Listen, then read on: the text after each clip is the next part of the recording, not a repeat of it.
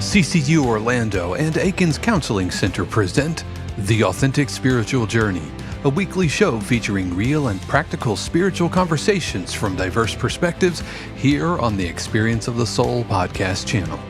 Today, episode 48, Soul Work, Part 2. And now your host, Reverend Cynthia Alice Anderson. Hello, friends, and welcome. Happy Monday. I am Cynthia Alice. I'm the host of The Authentic Spiritual Journey, and I'm here in 818 Studios with my very cool producer. Hey, this is Dave Croft. Happy Monday. I hope that you guys had a great weekend, and man, it's going to be great. Hard to believe. It's almost June. I know. Yeah, we're already roasting in Florida, man. Yeah. Those of you living in the north, I know it was a tough winter, but you know. We did have a beautiful spring, I must say. Gorgeous spring. I mean, I'll tell you, I've always thought Central Florida was one of the most beautiful places to live. And of course, it's a vacation destination. And that's why the gorgeous weather, the awesome people. We have a wonderful city. Orlando's called the City Beautiful. And I've always loved living here. That's for sure. Yeah, one of the most beautiful places I've personally ever been is who we're giving our shout outs to. Oh. Deutschland. Oh, yes. Germany. Big shout out to our German listeners. Thank you so much for downloading and listening to us. Yes, was ist das? Yeah, I have a very special connection to Germany, not only because of my very German last name. I was just going to say, I almost said my very German producer. Right, yeah. right. You totally could have. My last name, Kropf. And, Kropf. If you're German, otherwise it's just Kropf. If you can pull off the German pf sound, cool. If you can't, I'm going to start working on that. Kropf. But also, Shannon and I, for 7 or 8 years, taught in Germany in the summers. We'd spend a whole month over there. I forgot that. You guys are cool, man. Love German culture. My grandparents, who I really never knew, they died when I was 3, I think, but they were German immigrants. Yes. He was a foot doctor, and yes, and so. Yeah, very, very fond memories of teaching in Germany. I used to know a lot more German than I do now, but I love German culture, German food, and I wholeheartedly embrace, my Germanness. Your Germanness. Yes. Right. Well, I was trying to remember the greeting. Is it Wie geht es Ihnen? Wie geht es Ihnen? Yep, that's the more long. Wie geht's or was geht? That's like what's up. Was one of the slang that was or some slang that was taught to me was was geht Alter, which is basically translated means what goes old man, but Alta is like kind of what kids, at least kids 5 or 6 years ago, were saying to each other. They were calling each other old man. So was geht Alter, Nice. So, but yeah, was geht? Wie geht es? Well, I took German for a while, and I really loved the language. All I remember is everything. He would say, was ist das? Yep. Das ist Kugelschreiber. Ja, das ist eine Schreiber. Was ist das? Das ist Fenster. Was ist das? Das ist eine Flügel. Right. Exactly. I don't know why I always sound like, I always get really, every time I speak, das Flügel fliegt. Das Pferd rennt. Have you seen Trevor Noah do his routine? Absolutely. Oh my gosh, that's what you just sounded like. Yeah, his accents are great. Great. But yeah, I love Germany. We would love to go back. We would spend the summers in a little village called Kendern, which is about 30 kilometers from the border of Switzerland and France. It's like right there in the corner where France, Germany, and Switzerland all kind of meet up. And Dave, you know an awful lot of geography for an American. Well, every year I would take a gaggle of interns over there, and I've driven on the Autobahn. You had to know where all the countries were. Yeah, I've done all of that. And one of the very first years we went over there, this is where we were handed warm, sparkling water for the first time. And our very, very first year we were going over there, we had been traveling for 24 hours, straight. Yeah. And because there were some delays and such. And we get there, and they're like, hey, you want some water? Oh, the water would be great. And so the first thing we noticed was it was warm. And we're like, okay, Germany, Europe, no ice. All right, we can get on board. And then we turn the cap. I'm like, I didn't want to be that American guy, Like I wanted to honor the hospitality that was extended to me. But warm, sparkling water was not whatever the opposite of refreshing was, that's what that water was. But that having been said, I learned to really love sparkling water that trip, and I drink sparkling water all the time now. I know, right? It's really good stuff. That's so funny. Well, that's cool. So shout out to Germany today. We love you. We bless you. And as always, our shows are about it's the authentic spiritual journey, and what we're always sharing is our personal experiences, how we're working in with and through our soul journey. And today is part 2 of soul work. And of course, all the shows ultimately are about soul work, but I wanted to kind of dial in a little bit more. We hadn't done shows in a while that were this specific on your specific journey itself. And I always feel that each of us has an individual spiritual journey. That journey is the journey of the soul. And so we want to give you tools. We want to give you maybe stories to connect with, because we're just this is a conversation among friends. Mm-hmm. And in this case, I do most of the talking. Yeah, last week you were asking, "Hey, do you get that?" And I was in like pew listener mode, the whole time. Right, that's and all right. So I was like, "Oh, she's talking to me." Yes, I agree. But I was just, kind of taking it in. Yeah, absolutely. I was in receiving mode. Cool. Well, really, the last show is an important one for all of us, and for me as well, because it's so easy to get identified with things outside of ourselves rather than the inner voice of the soul. And so, this show, I'm going to give you a little bit more of maybe some methods, maybe some ideas, but ultimately what we're trying to do is bring into our awareness a consciousness of soul. That might have even been a better title. I don't know, but a consciousness of soul, which means that we always want to have the fact that we are a soul in the forefront of our minds, because it shifts the way we see everything. It shifts the way we see the world. It shifts the way we see politics. It shifts the way we see our own life, our kids. The way it shifts the way we see the person that cut us off, in traffic. Oh, exactly. Maybe somebody cut you off right now, listener, and you can change gears, no pun intended, into seeing them as a soul and not just a jerk who doesn't know how to drive. Well, and as a parent, I find that the soul work is so important, because I was just talking to a friend of mine about this the other day, who was saying, "My gosh, I'm working so hard on my, on my soul stuff, and I've gotten kind of frustrated." And I said, "Well, just remember, because this person was a parent, I said, just remember that the one that's going to benefit the most is your children from this work, because they're going to start where you are." So soul work very often includes emotional work, which means, or I would say always includes some type of emotional work, because we have to cleanse, heal, work with emotional wounds as we're trying to, move forward spiritually. And a lot of people, I've noticed, try to just spiritualize everything. But the truth is, there's often emotional work. Well, when you're doing your emotional work, that gets passed on to your kids. And so they're starting where you are. I can say for myself, my son is far healthier at his age than I was at that same age, because he's benefiting from all the work I've done and am still doing. Mm-hmm. And I still learn every day. So oftentimes I will hear him say something and I'll think, wow, that was really, really wise.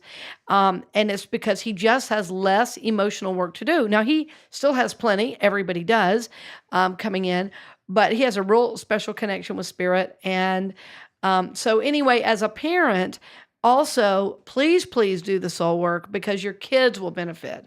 They'll benefit because in many ways, and one of the ways they'll benefit, I started to say, is they'll benefit because you will be honoring their choices and not trying to stop every choice they make. I often see parents, where kids start to come into themselves and they want to make choices for themselves, and the parents shut them down. Well, what you're really doing is shutting down their soul. This happened with Josh at Easter. Oh, yes? Yeah, he had some ideas, because we actually, at Easter, we built like a set in the sanctuary. We had lights, we had banners and fabric and stuff, and he came in with a lot of really good ideas. Some of which I was like, I'm not sure that's going to work, but I didn't go say, hey, nope, that's a terrible idea. Right. And Shannon absolutely was like, go for it. And he just leapt at it, and he came alive in that. Yes, and he's only 11 years old. He was doing the work of adults. Absolutely, and I thought in that moment, I thought, wow, this is. We're allowing him and we're giving him space to do that. Whether it was creatively something I would have done, it was honoring that creativity and honoring that birthing in him. And you had to drag him out of there. You had to drag him out, setting up the church for Easter. Yes, exactly. He would have been there 3 or more hours. I think back to when I was 11. We got to be at church. Right. You nearly had to physically drag him out. He was so excited to be helping. He was so excited to be there, and I loved what he did. Absolutely. Yep. And right, and it doesn't mean he doesn't and can't hear the word no. As a matter of fact, when you are supportive of the ideas they have, when they do hear the word no, it's like, okay, right? And they don't feel squashed because not every idea you're saying no to. I mean, and there's been a couple ideas at the house they were just too grand. Yeah, but he's not hearing a wall of no's with just one yes. Right. He's hearing an abundance of yeses, so that the no's matter, and so he can trust you. Okay, if he means if they're saying no, then maybe it's really for my best. Well, right, and this is a great, for instance, too. This is a conversation we just had, and I will double check with him, but I'm sure he wouldn't mind me sharing it. He said that he wanted to have this summer. My son plays violin and loves music in general, and he said this summer I'd like to take a different instrument every day, different instrument music lesson every day. And I said, well, I love the spirit of that. I said, but what if you need a haircut? What if we have to go to the grocery store? Right. Probably not every day, because when would you practice? I said, but I'm hearing you, and we are going to get you one other lesson this summer, piano, and then he's going to do maybe an internship too somewhere else. And this is something he really wants to do. So the spirit of it, I can answer, and I have to, as a parent, get boundaries. But he's going to get the right support for that. He's going to have, like you, helping him, with the composition he wanted to do, or something like that. So it's like, so as a parent, I'm not just hearing, okay, I want to do something and my son wants to do the opposite. I need a spa day. Right. I've had so many parents say things to me like, well, my son has all the stuff. Yeah, you have kids, so they're going to have stuff. They're going to have ball games, they're going to have meetings, they're going to have concerts, and it's our job to support that. Not because we need more to do, but because we want to support their soul. And if we had them, then we said to the universe, I'm ready to support this soul. So it's like, so if your son comes up to you and says, I really want to play soccer, and you think, I need a day to myself, I don't know when I'm going to do it. Well, you're going to have to find out how, because your kid needs that love and support to do what they're here to do. Or if he comes up and says, I really want to hang this decoration in the sanctuary, I can't say, well, that doesn't fit my creative vision. Right. It's making space for it so that he can have ownership of it, and it can turn into something even better. Well, and it did look beautiful. Absolutely. I have to say, I didn't know. I got roped into the last part. I got roped into decorating the last part. He would not take no for an answer. So anyway, all these things I'm saying, it's moving into a consciousness of soul. Again, applied to yourself, but most importantly, applied to your kids, because so often, and I don't know why I'm harping on this today, parents, but I am, that if your child has an interest, has a desire, it's really important to see that's a very possibly a soul desire, especially if it's one that doesn't stop. Not, okay, I want to go take martial arts. They ask one time and never again. But I want to take martial arts. I want to take martial arts. I want to watch movies about martial arts. This soul is telling you a martial arts is a desire probably that this soul that you're parenting came in with. And then we find a way to support that. And even for us, our listeners, for you listening, what does your soul keep desiring, and are you listening and shutting that down? So all this is to say, when we live with the consciousness of soul, we learn to listen to desires in a different way. Often we're shutting down our kids because we were shut down. And that's where the emotional work comes in. You see, so the emotional work is important because the work is not all spiritual.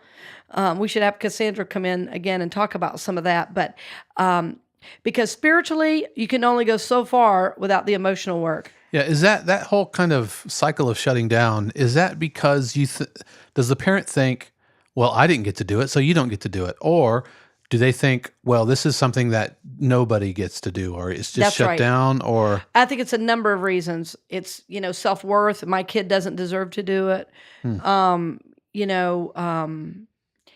It's I don't have time. I'm too busy. I don't have the money. There are all kinds of reasons, and it's often just an unconscious belief of not deserving, or their kids don't deserve. I know. I got to play drums specifically because my dad did not get to play drums. Exactly right. They shut him down and wouldn't let him. And so when I expressed interest in percussion, they jumped at the chance to let me do it. Right. And it's a wonderful way to heal your issues. Like your dad, that was a great healing for him. It's like, my kid is going to get to play the drums, period. Right. And I'm going to figure that out. Well, can you imagine if every parent did that with their kids' desires? And look, it's how you make your living now. But that can also kind of flip to the bad side. Like let's say somebody grows up and they had nothing. And then suddenly, in response to that, maybe out of guilt, and now suddenly we're spoiling the child, and the child gets everything. Yeah. I don't know. It's such a fine line. It is, and again, when we're parenting, we really need to learn to parent the soul. So I've read. I was a type of parent. I read 4 parenting books, before having a child. So, and all those, so many of the parenting books are formulaic, although there's a great book by one of our members, Becky Bailey. It's called Managing Emotional Mayhem. I definitely want to put that in the show notes. And it just reappeared in my hands today from somebody, and I was like, oh, what a great book. I forgot how great this book is. Managing Emotional Mayhem by Dr. Becky Bailey. And she works worldwide teaching people about both teaching and parenting. Anyway, I started to say so many books are formulaic. That book is incredible, and no matter how you parent, it will help you. But and what I found is certain things that worked with kids in a book did not always work with Josh. And so, but I tell you, Managing Emotional Mayhem will help you, especially if you get stuck with things with your kids, with how to parent. It's a great, great book. Yeah, that cover on that book is pretty triggering. It's I know. This kid in complete meltdown mode. Right. Well, and so many of us as parents get scared when our kids exhibit emotions because we get this feeling of helplessness, that we have to fix it or how do we make it okay? And sometimes they just need to be loved through it, allowed to have the feeling and all of that. Well, that happens with spouses as well. Boy, we've talked about this on the show before, If Shannon's hurting, I'm like, must fix it. Have to return to steady, calm waters. Right. I think we all do that to a degree, I have a friend that often says, don't be mad at my codependence. I said, and she'll do something nice for me. I'll say, well, could it just be love? I said, you could call it codependence if you want, but let's just call it love and call it good. Yeah. And we could certainly go there because again, in relationship, this is where the real soul work happens. Yep. I've had people over the years in my office say, well, my soul work's going really well. I said, wait till you get into a relationship. Everything will be called into question. Everything will be lifted up to be reviewed again because our most intimate relationships are what bring up, areas that need healing. So this is exactly what soul work is. And before I get any further, I want to pause to say, we talked a little bit last show about using meditations, especially if you're new to meditating, maybe using guided visualizations. But there's nothing that beats just sitting alone in silence, especially if you can be outside. Even listening to even nature sounds, if you can't be outside, can be very calming and will begin to open your mind up. right now we are also plugged in all the time that to just really not talk on a phone or really not have a phone in our hand can really calm things down pretty quickly. I just find that for myself, I can be, if I'm in my do it mode, I can be doing 2 or 3 things at once, and then on my computer, and then my phone, and then my computer, and then my phone, and then I write something down. And if I just back away from everything, it's like, oh, I can breathe, So I don't want you to limit yourself even just to guided visualizations or guided meditations, even though those are wonderful and I use them often. With the deepest soul work, probably silence is going to help you the most. But if you have a hard time quieting the mind, using a guided visualization or guided meditation will help you calm down enough to then to be able to quiet your mind. So that when you get into the silence in the middle, it's not, you kind of have something somewhere to go, something to do in that silence, or just, I don't know if to do is the right word I'm thinking of, but. Well, but you can just be in that silence a little easier without a lot of mind chatter. Gotcha. So some kind of spiritual practice. And again, that might be a word you don't know well. And I've really learned over the years, especially in the last couple classes, that people really want to know, how do I do it and what is my practice? So there's a couple things I want to give you this show. And rather than just skim across the top, I want to go into depth on them. And I'm going to talk a little bit about journaling. And I want to talk a little bit about another process. So yes, you are remember from our last show, you are a soul. You're not the mind or the body. The mind and the body serve the soul, but in fact, you are a soul.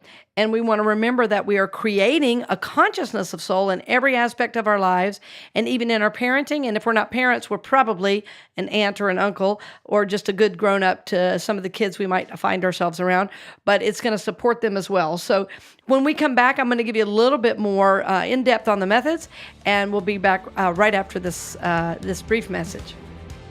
We'll return to the program in just a few moments, but first, we wanted to give a special word of thanks to our podcast partner, CCU Orlando, who has helped make this episode of the Authentic Spiritual Journey possible. CCU Orlando is a welcoming community dedicated to transforming lives, celebrating diversity, and supporting soul growth. Christ Church Unity is located at 771 Holden Avenue in Orlando, Florida, with Sunday services at 9 and 11 a.m. You can stream services live online as well as learn more at christchurchunity.net. We'd also like to extend our thanks to our podcast partner, Akins Counseling Center. Cassandra Akins is a licensed mental health counselor dedicated to creating sacred space where clients can explore their own inner process in a safe, non-judgmental, and supportive environment. She works with individuals, couples, and groups who are seeking to live a more authentic life. Akins Counseling Center is located in Winter Park, Florida, and can be found on the web at CassandraAkins.com. And now we return you to this week's episode of The Authentic Spiritual Journey. Welcome back. I'm so glad you're joining us for the show, and especially these last couple shows. I believe that soul work is the most important thing I talk about because it's the only thing that matters. The thing that matters most is your soul. I believe that for you and for your journey, and I believe that for the world. As you do your soul work, the world becomes a better place. Your life becomes a place of love and peace and joy. And yes, there are ups and downs, but you will have this, as you do your soul work, you have this bedrock of universal support that you can feel because of your connection to spirit through the work of the soul. So I wanted to talk to you a little bit about journaling. So what is journaling? Journaling is where, in the old days, you saw people writing to their diary, Dear Diary. Well, it's not so different from that necessarily, but there are ways of journaling that might really help you.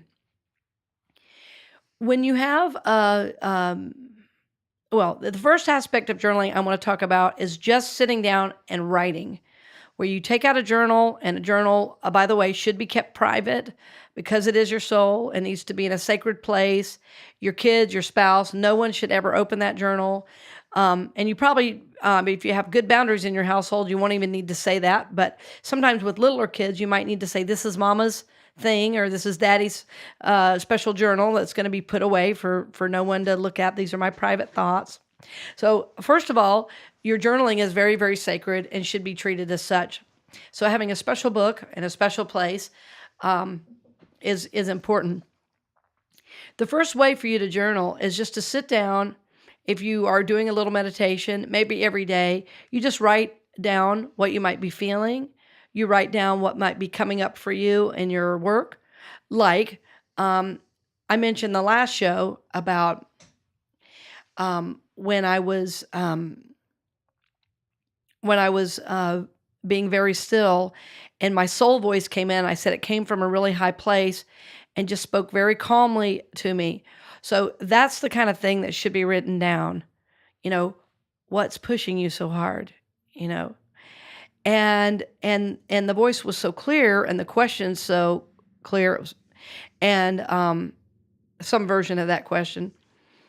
It really got my attention. Well, I want to write it down because when your soul speaks to you, writing it down is important because it means you're going to you already are having or will have lessons come up around that. So the thing I mentioned last show about rushing, the same day I recorded that show, I was in a coffee shop that I like to go to, and the manager said, leaving already? I said, yeah, I got to go record my show. He goes, you're always on the go. And I said, I stayed here a whole 30 minutes today. and he likes to razz me about that. So, but it was like, okay, this came the day after receiving a voice from the soul. And so I should be expecting that I've already gotten one message, what is pushing me. And even I took time to do some journaling there in the coffee shop, which was actually really, really good. So for me, that was slowing down. I thought it was funny. It wasn't slow enough for him, evidently. but it was a great call from the universe of like, hey, don't forget.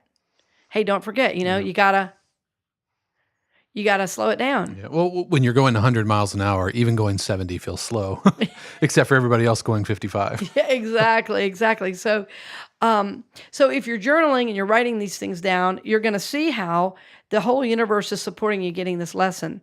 So rather than feel like, God, why am I getting beat up about this lesson? Because this is how we feel sometimes. It's like, God, why does this keep happening? I'm going to say it like this: to wake you up. To go, hello. I knew you were going to clap. I was like, she's going to clap. Hello. Wake up. Yeah, if this was church service, you'd be like, yeah, come on and wake up. This is your lesson. Get it now. Hello. The universe is saying, I'm knocking at your door, honey. Mm-hmm. Wake up. It's time for you to get this. And it's very funny because this month, as a matter of fact, I am taking time away from the office, time to really give myself some space, and I'm going to do some writing. But, it's not like I can write 6 hours a day. So I'm going to, meditate a little bit, write a little bit, go for a walk, write a little bit more. So I'm really, I'm listening to the universal message, and I already had it planned. And I'm thinking maybe I should have started it a month earlier, but this is how Spirit works. So in your journaling, to write down these things, to even write down just how you're feeling or something you're struggling with, I find it when you just write down what's happening, maybe you have an argument with somebody you love or whatever, you write that down. And I've gone back sometimes to look at my journal. I wrote so hard, I practically went through the paper if I was angry. But then after journaling, what I noticed is I wasn't as angry. And so when we journal, one of the reasons we do it, and I'm talking, friends, about physically, I'm saying this for Dave, physically writing it down and not typing it in. No, I keep a little okay. Journal. It goes along with the Miracle Morning stuff we've talked about. Oh yeah, right. Mm-hmm. So, but one of the reasons you write it down, I started to say, you write it down to move the energy out of your body and onto the page. And so physical writing does that. It's like an energetic release to journal, and it also helps you see the pattern of your thoughts on paper. So if you're journaling the same things over and over and over, like, why does this keep happening? Why does this keep happening? Why does this keep happening? Well, there's a lesson for you. There may be a situation you need to leave. There may be a situation you need to change your behavior. It may be all of the above. You may need to leave, and you may need to change your behavior, and you may need to calm down your emotional reaction. So all of these things will be learned from the simple act of taking time to journal some of your thoughts. But it's not just journaling. It's going back and rereading some of the journals. And then contemplating what is Spirit trying to, get through for you. The other important thing to journal and pay attention to, and this is not an everyday thing, probably, is to journal your dreams. Journaling your dreams is really important because of everything that can be found in dreams. We definitely have to have Cassandra back on the show because I want her to do a show on dreams. Our dreams are so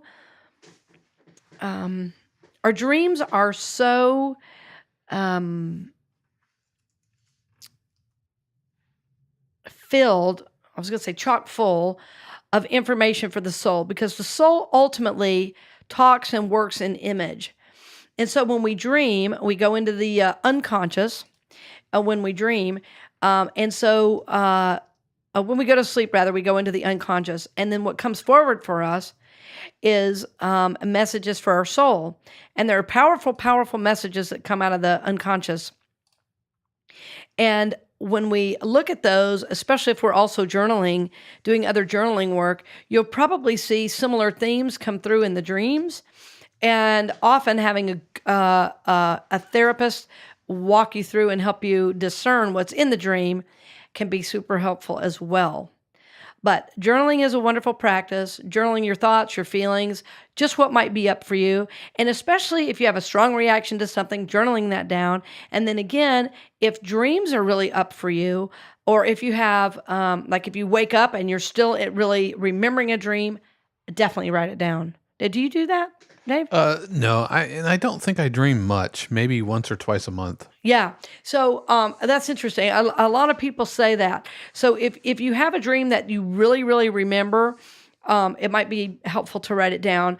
And what I do, if I ever played a recording for this in public, people would laugh hysterically because often if I've dreamed, I turn, right as I wake up, I grab my phone and I hit the voice memo, and it's like, running down the stairs, seeing a dog. It's like these weird images from the dream. I'll say my dream into the phone. Then later I write it down. But see, if I don't capture it right away on my phone and record it, then it's easy to forget. I've done something like that when I've heard like a melody or some musical idea in my dream. Then I'll capture it and sound all groggy and stupid. It sounds all groggy and stupid. Yeah, listening back, you're embarrassed for yourself. It's like, wow, do I really sound like that in the morning? But I found it to be really, really helpful to do that, to journal your dreams. And again, having a helpful guide, a minister, a therapist, because mostly on your own, dreams can be pretty hard to interpret.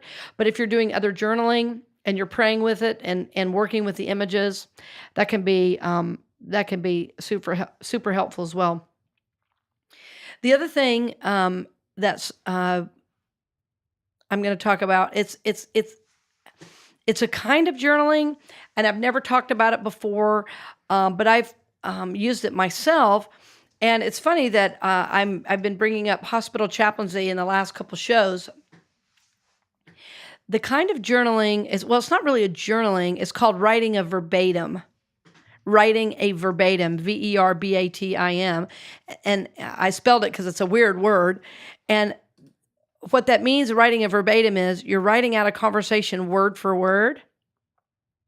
So if you ever have a conversation that's difficult and you can't seem to find yourself in it, writing a verbatim can be very, very helpful. So you write what they said, you write what you said, you write what they said, you write what you said, and as much as possible. And I learned in the hospital doing that when I was working with patients, where I would derail the visit. Like maybe I would detour them out of what they were trying to tell me by making a comment in the wrong spot. But with other relationships, if we do it, we'll start to see a pattern in our behavior. And if we can't see it, then we take it to somebody we love and trust and see what they see in it. Again, a minister, a counselor, a therapist, a psychiatrist, whoever you might be working with. And I hope you're working with somebody. Please, friends, get some support. If you're not, don't do this work alone totally. So a verbatim can be very, very helpful because you're seeing others' behaviors for what it is. You're seeing yourself for what it is. And if you can't see it, a trusted guide will help you see it. And then you can begin to work on healing your peace because that's all you can heal. You cannot heal and fix another person. Can I have an amen? Amen. Amen? Amen, Dave. One more? Amen. You want the napkin hanky again? I need a hanky. So a verbatim is listening a conversation word for word. And again, if there's a place you can't find where a situation you're not seeing yourself, boy, if you do a verbatim, I bet you will if you're able to look honestly. But it takes quite a bit of courage to write a verbatim because there you are. There you are in front of yourself, God and everybody. You see yourself for what it is. You see where you interrupt. You see where you defend. You see your codependence. So, but if you're really wanting to do real or deeper work, especially if there's something that keeps coming up for you, that is a process you might want to consider. Because remember, everything that's happening right now is work for your soul. Every conversation, every interaction, especially those places that are emotionally charged. Often those situations that are emotionally charged can be karmic in nature. They can be related to childhood wounding, all of which are fodder for the soul work, meaning there's something good for you there. There's something to be learned, something to be gleaned, so that you don't have to keep working these old patterns over and over and over. So, journaling of several different types. I want to encourage you to think about it. And if you've never done a verbatim, wow, it is so enlightening and so affirming. It can be so affirming. And again, it can also be, oh, wow, there I see myself. And there's some areas I need to work on. Yeah, I imagine it'd be a little difficult trying to write down what you said, not through the lens of your own bias and the way you thought you sounded. Exactly. Well, I think too, it's like stick to the facts. It takes all emotion out of it, and you're trying to just repeat the words. And so you do begin to rely on this observer self. Remember that soul voice I was talking about the last show, and I mentioned it this show a little, that this observer voice comes in and helps you see it for what it is. And sometimes you can even almost imagine watching the conversation as it's going on, and as you're writing it down, and that really helps too. Would you want to record any conversations? Obviously, tell them. I mean, just let them know, hey, I'm recording this. Or is that weird? Weird. Okay. Right, because somebody might feel trapped if you do that. Right. Well, I know why you say that, and it would be a good thing, but usually if you're having to do a verbatim on something, it's because something was heated or there's a lot of tension, and that might just tip the other person. Gotcha. No, that makes sense. But I see what you mean, because then it would in fact catch every word. Right. Yeah, it would. Because I've recorded myself teaching and me too. playing, Yeah. and so I'm like, oh wow, I thought I sounded a lot better than that, and my tempo isn't as solid as I think it is in real time. Right. And that can be very telling. Right. And the other thing, in terms of soul work is, and there are kind of several different aspects at this point, is to surround yourself with people that value the work of the soul. Your friends, your colleagues, people you talk to, people you spend time with. And as you do more of the work, you'll find that you just kind of, it'll feel like magically you start finding yourself around people who are doing similar things that you are. It's like if you start doing soul work, maybe you go see a different kind of doctor who does a little bit more integrative medicine. Or maybe you'll find yourself in a yoga class. Well, then the kind of people that are usually attracted to yoga are the kind of people that study spiritual things. And maybe they study things like gratitude or being in the moment. So you'll start building this like network of people around you they're really interested in doing soul work. And this then bolsters your work, because rather than blaming and naming and, friendships being full of all kind of weird energy, you're all working towards this same thing, which is understanding and then living from the soul. So if you find yourself, feeling alone in this work, you may need to get out of the house. You may need to get out from behind the computer. Find yourself some kind of spiritual community, even if it's, again, at your local gym, or for me, it's the YMCA. I've made a great friend there. I have been just really grateful for a friend I made, and she's 78 years old and probably in better shape than I am at 50. And man, she does a huge workout every day, 3 days a week. And one of the first things, and I met her in a Tai Chi class, and one of the first things she invited me to was a meditation class, which I thought was interesting because I teach meditation. I meditate every day. And she didn't know me from anybody. But on our first meeting, that was the threshold of our meeting, was a spiritual class. Tai Chi is a spiritual practice of the body. And, I'm white and she's Asian. But the threshold of our meeting was a spiritual class and then an invitation to another spiritual event, even though she had no idea I was a minister. I mean, I knew her for months before she asked, what do you do for a living? So we want to just surround ourselves with this, maybe even, like I say, spiritual community. But as you begin to do the soul work more deeply, you will find that people are attracted to you that are doing similar work. So I think this is an important part of it, because I think so many of us can feel kind of alone on this, on the spiritual journey sometimes, especially on the deeper soul work. Mm-hmm. Yeah. And obviously being involved in a church community helps a lot. And if your family members are kind of on board, or at least understand, and your spouse or your kids, and just, hey, this is what I'm doing, and this is where life is, and where I'm going, and invite them along. Yeah. And it is wonderful when your family is on the spiritual journey. I have a couple of sisters that are a little bit more on the lines of what I do and teach spiritually, and they listen to the show. And it means so much to me because we speak a common language, because we already have a strong connection because of being siblings. But it's wonderful that we can talk about spiritual things and kind of speak the same language and support one another that way. Because, for me, the soul is the most important thing. And in my sisters, even though I love them as people, and even though they're so important to me, I have a duty to their soul, right? And especially as a minister, because they watch, they listen. So I even feel even more of a responsibility to support them on their soul journey, because it's a real honor and a privilege to be able to support family members, for sure. Absolutely. Because so often we're on different journeys. So friends, I hope that you are gleaning some help and support from this.